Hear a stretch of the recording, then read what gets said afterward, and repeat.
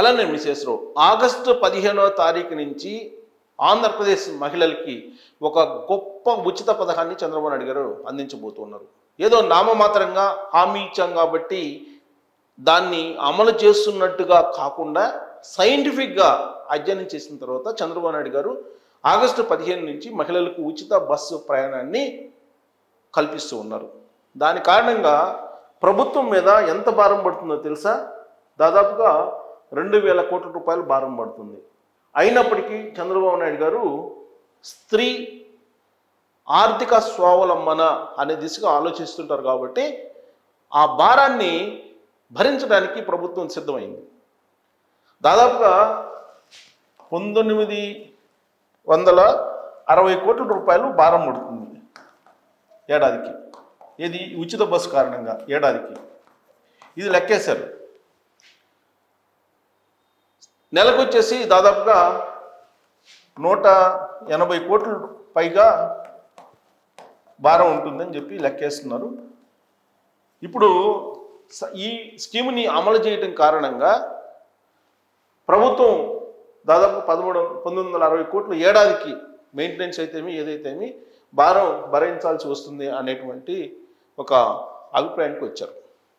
అందుకే చంద్రబాబు నాయుడు గారు పథకం అమలు చేస్తామని చెప్పాం కాబట్టి హామీ ఇచ్చాం కాబట్టి హామీ నెరవేర్చేటువంటి నామమాత్రపు ఆలోచనతో కాకుండా మహిళల పట్ల చిత్తశుద్ధితోటి ఇప్పుడున్నటువంటి ప్రభుత్వం ఈ ఉచిత బస్సు ప్రయాణాన్ని అమలు చేయబోతుంది.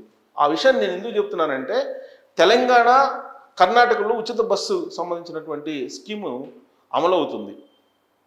దాని మీద అధ్యయనం చేశారు. అధ్యయనం చేసిన తర్వాత ఈ 2 రాష్ట్రాల్లో ఎదురైనటువంటి కొన్ని సమస్యలను గుర్తించి ఆ సమస్యలు ఎదురు కాకుండా ఆంధ్రప్రదేశ్లో ఉండే మహిళలకి చంద్రబాబు నాయుడు గారు శాస్త్రీయ పద్ధతిగా ఈ ఉచిత బస్సు ప్రయాణాన్ని అమలు చేయబోతున్నారు. స్త్రీ స్వావలంబన, స్త్రీ ఆర్థికంగా ముందుకు వెళ్ళాలి, స్త్రీ శ్రమని ఆర్థిక వ్యవస్థలో తీసుకురావాలని భావించేటువంటి ఒక గొప్ప లీడర్ చంద్రబాబు నాయుడు గారు. ఈ మాట నేను ఎందుకు అంటున్నానంటే ఒక సీనియర్ జర్నలిస్ట్గా ఆయన ముఖ్యమంత్రి అయినప్పటి నుంచి నాకు తెలిసినంత వరకు మహిళా శక్తిని ఆర్థిక శక్తిగా మార్చాలి, మహిళా శక్తిని వీలున్నంతగా ఉపయోగించుకోవాలి, రాష్ట్ర ఆర్థిక అభివృద్ధిలో వాళ్ళని కీలక భాగస్వాములు చేయాలని చెప్పి తపన పడేవాళ్ళు ఆయన ముఖ్యమంత్రి అయిన తొలి రోజుల్లోనే. అక్కడి నుంచి వచ్చిందే డ్వాక్రా. ఆ డ్వాక్రా గ్రూపులను ఏర్పాటు చేయటం, వాళ్ళకి మళ్ళీ రివాల్వింగ్ ఫండ్ అందజేయటం, ఉత్పత్తులు పెంచడం, ఆ ఉత్పత్తుల్ని మార్కెట్ చేయటం, ఇవన్నీ ఎంతో కసరత్తు చేశారు. ఆ తర్వాత రైతు బజార్లను పెట్టారు. ఆ రైతు బజార్లో కూడా వీళ్ళకి అవకాశం కల్పించారు. డ్వాక్రా బజార్లు పెట్టారు. డ్వాక్రా బజార్లు పెట్టి వాళ్ళు తయారు చేసినటువంటి ప్రోడక్ట్స్కి మార్కెట్ కల్పించేలాగా ఆయన ఎంతో శ్రమపడ్డారు, ఆలోచించారు వాళ్ళ యొక్క ఆర్థిక స్వావలంబనం కోసం. ఈ విషయం అధికారులను అడిగితే చెప్తారు. సర్ఫ్ అధికారులను అడిగితే చంద్రబాబు నాయుడు గారు ఏ విధంగా మహిళల యొక్క ఆర్థిక స్వావలంబనం కోసం ఆయన పరితపించేవాళ్ళు అనేది సర్ఫ్ అధికారులను ఎవరిని అడిగినా పార్టీలకు అతీతంగా చెప్పమంటే చెప్తారు. కాబట్టి మహిళలు ఆర్థిక వ్యవస్థలో కీలక భాగస్వాములు కావాలని చెప్పి ఆలోచనతోటే ఆయన ఎన్నికలకు ముందు ఉచిత బస్సు ప్రయాణాన్ని అనౌన్స్ చేశారు. ఆ రోజు చెప్పారు, గ్రామీణ ప్రాంతాల నుంచి కూరగాయలు అమ్మేటువంటి వాళ్ళు, లేదంటే పాలు అమ్ముకునే వాళ్ళు, పెరుగు అమ్ముకునే వాళ్ళు సమీపంలో ఉండేటువంటి పట్టణాలకు వస్తారు, అందుకే పల్లె వెలుగులో నేను ఉచిత బస్సు ప్రయాణం మహిళలకు కల్పిస్తాను అని చెప్పారు. జిల్లా యూనిట్గా చేసుకొని కల్పిస్తాను ఉచిత బస్సు ప్రయాణాన్ని అని చెప్పారు. కానీ ఇప్పుడు చంద్రబాబు నాయుడు గారు మహిళల పట్ల మొగ్గు చూపుతుంటారు. ఇప్పుడు ఒకవైపు మనం తోక వేస్తే మహిళల పురుషులు అంటే ఖచ్చితంగా మహిళల వైపే ఆయన మొగ్గు చూపుతారు. బహుశా అందుకనేమో జిల్లా యూనిట్ అని చెప్పి ఎన్నికల ముందు ప్రకటించినప్పటికీ కూడా, పల్లె వెలుగుల్లో అనుమతిస్తానని చెప్పినప్పటికీ కూడా, ఆర్డినరీ పల్లె వెలుగుల్లో ఇప్పుడు రాష్ట్రం మొత్తాన్ని ఒక యూనిట్గా తీసుకొని రాష్ట్రంలో ఎక్కడి నుంచి ఎక్కడికైనా మహిళలు ఉచితంగా ప్రయాణించవచ్చు అనేటువంటి నిర్ణయాన్ని ఆయన తీసుకున్నారు. ఆ నిర్ణయం వెనకే స్త్రీల పట్ల చంద్రబాబు నాయుడు గారికి ఎంత నమ్మకం, ఎంత విశ్వాసం ఉందో అర్థమవుతుంది. వాళ్ళలో ఉండేటువంటి శ్రమని ఆర్థిక శక్తిగా మారిస్తే రాష్ట్ర అభివృద్ధి ఎంత పరిగెడుతుందో ఆయనకు తెలుసు. అందుకే మహిళల యొక్క ఆర్థిక స్వావలంబన కావాలని చెప్పి ఆయన కోరుకుంటూ ఉంటారు. బహుశా అందుకే రాష్ట్రాన్ని యూనిట్గా తీసుకొని మహిళలకు ఈ వెసులుబాటు కల్పించుంటారు. ఎన్నికలకు ముందు ఆయన జిల్లా యూనిట్ పల్లె వెలుగు అని చెప్పినప్పటికీ కూడా ఆయన రాష్ట్రాన్ని యూనిట్గా తీసుకొని మహిళలు ఉచిత బస్సు ప్రయాణం చేయవచ్చు ఎక్కడి నుంచి ఎక్కడికైనా రాష్ట్ర పరిధిలో అని చెప్పారు. ఇప్పుడు కేవలం పల్లె వెలుగే కాదు, 4 రకాల బస్సుల్లో మహిళలు ప్రయాణం చేయొచ్చు ఉచితంగా. ఏమేం బస్సులు? 1 Palle Velugu, 2 ultra Palle Velugu, 3 ordinary, 4 metro.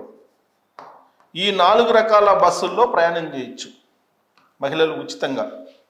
ఇవి సిటీలో ఆర్డినరీ, మెట్రో తిరుగుతూ ఉంటాయి. ఇవి Palle Velugu, ultra, ordinary, metro. వీటిల్లో ప్రయాణం చేయవచ్చు. వేటిలో ప్రయాణం చేయడానికి మహిళలు అనర్హులు అని అంటే, 1 ఇంటర్ స్టేట్, అంటే స్టేట్ టు స్టేట్ తిరిగేవి బస్సులు ఉంటాయి. సూపర్ లగ్జరీలు ఉంటాయి, సూపర్ లగ్జరీ బస్సులు, ఇంటర్ స్టేట్ బస్సులు. ఇవన్నీ కూడా inter state, state to state తిరుగుతుంటాయి. ఇంటర్ స్టేట్, ఈ ఇంటర్ స్టేట్ బస్సుల్లో అర్హత లేదు. 2 ఏసీ బస్సులు, అర్హత లేదు. 3 ఆల్ట్రా డీలక్స్, బస్సుల్లో లేదు. ఇక 4వ కండిషన్, సరిహద్దులు దాటిన తర్వాత లేదు, కేవలం రాష్ట్ర సరిహద్దుల్లో మాత్రమే అనుమతి. ఇవి సూపర్ లగ్జరీలు లేదు, ఆల్ట్రా డీలక్స్ లేదు, ఏసీ బస్సుల్లో లేదు పర్మిషన్. అలాగే నాన్ స్టాప్ బస్సుల్లో కూడా 5 నాన్ స్టాప్ బస్సులు ఉంటాయి. ఉదాహరణకి నాన్ స్టాప్ బస్సులు అంటే విజయవాడ, గుంటూరు తిరుగుతుంటాయి నాన్ స్టాప్ బస్సులు. అలాగే విజయవాడ, ఒంగోలు, ఇలా దగ్గరలో ఉండేటువంటి కొన్ని ప్రాంతాలకి నాన్ స్టాప్ బస్సులు తిరుగుతుంటాయి. ఈ నాన్ స్టాప్ బస్సులకి టికెట్ బస్ స్టాండ్లోనే ఇస్తూ ఉంటారు. అందుకని నాన్ స్టాప్ బస్సులు కూడా లేదు. ఇది ఈ క్రైటీరియా పెట్టి సైంటిఫిక్గా ఆలోచించిన తర్వాత పెట్టారు. ఇక వాళ్ళ అసౌకర్యం కలగకుండా కొత్త బస్సులను కూడా తీసుకొస్తున్నారు. ప్రస్తుతం ప్రయాణించేటువంటి ప్రయాణికుల్లో 60% పురుషులు ఉంటారు, 40% మంది మహిళలు ఉంటారని చెప్పి అంచనా వేశారు. ఇప్పుడున్నటువంటి ఆర్టీసీ బస్సుల్లో, ఏపీఎస్ ఆర్టీసీ బస్సుల్లో 75% ఆర్టీసీ బస్సుల్లో మహిళలు అర్హులు పొందుతారు. మహిళలు ఉచిత బస్సు అర్హులు 75% బస్సుల్లో. మిగతా 15% మాత్రం ఏసీ బస్సులు కానీ, ఇంటర్ స్టేట్ బస్సులు కానీ, నాన్ స్టాప్ బస్సులు కానీ ఉంటాయి. 75% బస్సులు వీళ్ళకి అందుబాటులో ఉండేలాగా పల్లె వెలుగు, ఆల్ట్రా కానీ, మెట్రో కానీ, ఆర్డినరీ బస్సులు కానీ 75% ఉన్నాయి. మిగతా బస్సులు 15% మాత్రం ఇవన్నీ ఉన్నాయి. ఈ 15% బస్సుల్లోనే వాళ్ళు టికెట్ తీసుకోవాల్సి వస్తుంది. సో మహిళలు ఈ 75% బస్సులు ప్రయాణించవచ్చు. ఇప్పుడు యాజ్ ఆఫ్ నౌ ఆర్టీసీ అంచనాల ప్రకారం 60% పురుషులు, 40% మహిళలు ప్రయాణిస్తూ ఉన్నారు.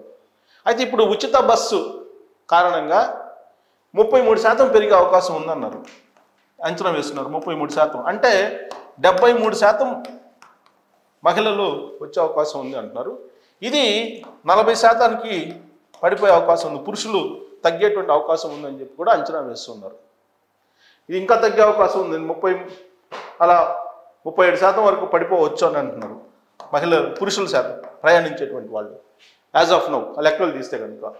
సో కాబట్టి అటు ఆర్థిక భారం ప్రభుత్వానికి పడినప్పటికి కూడా చంద్రబాబు నాయుడు గారు కొన్ని కండిషన్స్ నడుమ మహిళలకు ఉచిత బస్సు ప్రయాణం కల్పిస్తూ ఉన్నారు. ఈ ఉచిత బస్సు ప్రయాణం చేయాలనుకునేటువంటి వాళ్ళు మీరు ఫోటో ఐడి కార్డు మాత్రం తీసుకెళ్ళాలి. ఓటర్ ఐడి లేదా ఆధార్ కార్డు ఖచ్చితంగా చూపించాల్సి ఉంటుంది. మీకు 0 టికెట్ ఇస్తారు. ఎక్కడ ఎక్కినా ఎక్కడ దిగుతారు మీరు అనేది మీరు చెప్తే టికెట్ మీకు 0 టికెట్ మీకు ఇస్తారు. ఆ టికెట్ తోటి మీరు ప్రయాణం చేయొచ్చు. ఇది ఉచిత బస్సుకు సంబంధించినటువంటి బ్రీఫ్గా సమగ్రంగా ఉండేటువంటి సమాచారం. చంద్రబాబు నాయుడు గారు ఆగస్టు 15వ తారీఖున 2000 కోట్ల రూపాయలు బహుమతి ఏడాదికి మహిళలకు ఇస్తున్నారు అనేటువంటిది గుర్తుపెట్టుకోవాలి. అది ఎందుకు ఇస్తున్నారంటే కేవలం మహిళల స్వావలంబన కోసం. ఆయన ఎన్నికల ప్రచారం చాలా క్లియర్గా చెప్పారు. పల్లెల్లో చాలామంది మహిళలు ఆకుకూరలు పండించినటువంటిది, కూరగాయలు, పాలు, పెరుగు తీసుకెళ్తుంటారు. వాళ్ళు ఆర్థికంగా బలోపేతం కావడానికి ఈ స్కీమ్ అనేది ఎన్నికలు ముందే చెప్పారు. సో ఉచిత బస్సు ప్రయాణం అనే దాని వెనక చంద్రబాబు గారి ఆలోచన ఏంటి? మహిళల యొక్క ఆర్థిక శక్తి పెరుగుతుంది, రాష్ట్ర ఆర్థిక శక్తి కూడా పెరుగుతుంది, తలసరి ఆదాయం కూడా పెరుగుతుంది, రాష్ట్ర సమగ్రాభివృద్ధి జరుగుతుంది అనేటువంటి ఆలోచనతో చేస్తున్నారు. ఇదేదో ఎన్నికల ప్రచారం, ఎన్నికల హామీ కింద కొట్టేయాల్సిన అవసరం లేదు. బహుశా దీని ప్రభావం రాష్ట్ర ఆర్థిక పరిస్థితి మీద పడుతుంది. 2000 కోట్ల రూపాయలు ఏడాదికి ఖర్చు అయినప్పటికీ కూడా ఆ తరహాలోనే ఆర్థిక స్వావలంబన మహిళలకు కలుగుతుంది.